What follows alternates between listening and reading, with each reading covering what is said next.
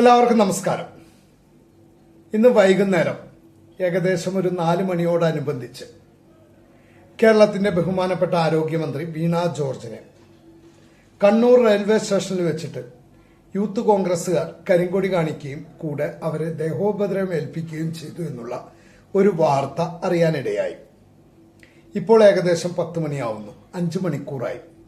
ഇതുവരെയായിട്ടും ഒരു LDF അനുഭാവികളുടെ online പ്ലാറ്റ്ഫോമിലോ അല്ലെങ്കിൽ LDF നേതാക്കന്മാരുടെ പ്ലാറ്റ്ഫോമിലോ CPMന്റെ നേതാക്കന്മാരുടെ ഓൺലൈൻ പ്ലാറ്റ്ഫോമുകളിൽ നിന്നും ഒന്നും ബഹുമാനപ്പെട്ട മന്ത്രിയെ യൂത്ത് കോൺഗ്രസുകാരും KSUക്കാരും ദേഹോപദ്രവം ചെയ്യുന്നതിൻ്റെതായ ഒരു വീഡിയോയും പുറത്തു വന്നിട്ടില്ല. എന്നാൽ പകരം കോൺഗ്രസുകാരും അതുപോലെ തന്നെ കോൺഗ്രസ് അനുകൂല ഓൺലൈൻ പ്ലാറ്റ്ഫോമുകളിലൊക്കെ വളരെ വ്യാപകമായി പ്രചരിച്ചുകൊണ്ടിരിക്കുന്ന ഒരു വീഡിയോ ആണ് യൂത്ത് കോൺഗ്രസിന്റെയും KSUവിന്റെയും ഒക്കെ ആൾക്കാർ മന്ത്രി വീണ ജോർജിനെതിരെ കരിങ്കൊടി കാണിക്കുമ്പോൾ അവർ പോലീസുകാരുടെ വലയത്തിന്റെ ഉള്ളിൽ നിൽക്കുന്നതും അത് തട്ടിത്തെറിപ്പിച്ചുകൊണ്ട് അവർ മുന്നോട്ട് പോകാൻ നോക്കുന്നതായിട്ടുള്ള വീഡിയോകളൊക്കെ വളരെ വ്യാപകമായിട്ട് സോഷ്യൽ മീഡിയയിൽ പ്രചരിച്ചു കൊണ്ടിരിക്കുകയും ചെയ്യുന്നുണ്ട്. എന്നാൽ തിരിച്ചുള്ളത് അവരെ ആക്രമിക്കുന്നതിന്റെ വീഡിയോയൊന്നും ഇതേവരെ ഒരു LDF പ്ലാറ്റ്ഫോമുകളിൽ നിന്നും ഓൺലൈൻ പ്ലാറ്റ്ഫോമുകളിൽ നിന്നൊന്നും വന്നിട്ടില്ല. ഇനി പുറത്തേക്ക് വിടുമോ എന്നറിയില്ല. ഇതുവരെ അവർ വിട്ടിട്ടില്ല. കുറച്ച് കഴിയുമ്പോൾ അവരെ വിട്ടിരിക്കാം. അങ്ങനെ ഉണ്ടെങ്കിൽ നമ്മളൊരു ജനാധിപത്യ രാജ്യത്താണ് ജീവിക്കുന്നത്. ഈ ജനാധിപത്യ രാജ്യത്ത് തീർച്ചയായിട്ടും നമുക്ക് തെറ്റായ നടപടികൾക്കെതിരെ മന്ത്രിമാർക്കെതിരെ ആയാലും ശരി, ഉദ്യോഗസ്ഥർക്കാർക്കായാലും ശരി, ഏത് ജനപ്രതിനിധിക്കെതിരെ ആയാലും ശരി പ്രതിഷേധിക്കാനുള്ള സ്വാതന്ത്ര്യമുണ്ട്. ജനാധിപത്യം അനുവദിക്കുന്ന രീതിയിലുള്ള പ്രതിഷേധിക്കാനുള്ള സ്വാതന്ത്ര്യമുണ്ട്.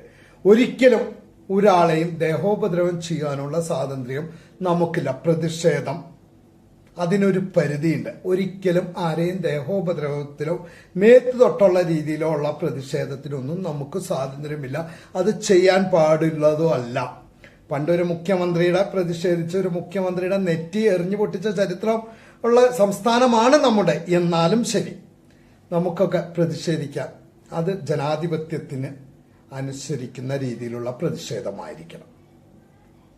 ഇതിപ്പം ഇങ്ങനെ ഒരു സംഭവം ഉണ്ടായിട്ടുണ്ടെങ്കിൽ ബഹുമാനപ്പെട്ട ആരോഗ്യമന്ത്രിയെ പ്രതിഷേധത്തിന്റെ പേരിൽ ദേഹോപദ്രവം ചെയ്തിട്ടുണ്ടെങ്കിൽ അവരുടെ കഴുത്തിന് പരിക്കുണ്ട്, കൈന് പരിക്കുണ്ട് എന്നൊക്കെയാണ് പറയുന്നത്. ഇപ്പൊ CT സ്കാൻ എടുക്കണമെന്നുള്ള വാർത്തകളൊക്കെ ഉണ്ടായിട്ടുണ്ടെങ്കിൽ, അങ്ങനെ ആക്രമിച്ചിട്ടുണ്ടെങ്കിൽ നിയമപരമായിട്ട് ആക്രമിച്ചവർക്കെതിരെ ശിക്ഷ വാങ്ങിക്കൊടുക്കണം. അതിന്റെ ഉത്തരവാദിത്തം സർക്കാരിനാണ്. 2, അതിന് നേതൃത്വം നൽകിയ യൂത്ത് കോൺഗ്രസിന്റെ ആയാലും ശരി, KSUവിന്റെ ആയാലും ശരി, ആരായാലും ശരി നേതൃത്വം നൽകുകയും അതിൽ പങ്കെടുക്കുകയും ചെയ്ത എല്ലാവരെയും സംഘടനയിൽ നിന്ന് പുറത്താക്കി അവർക്ക് സംഘടനാപരമായ നടപടിയും എടുത്തിരിക്കണം അവർക്കെതിരെ.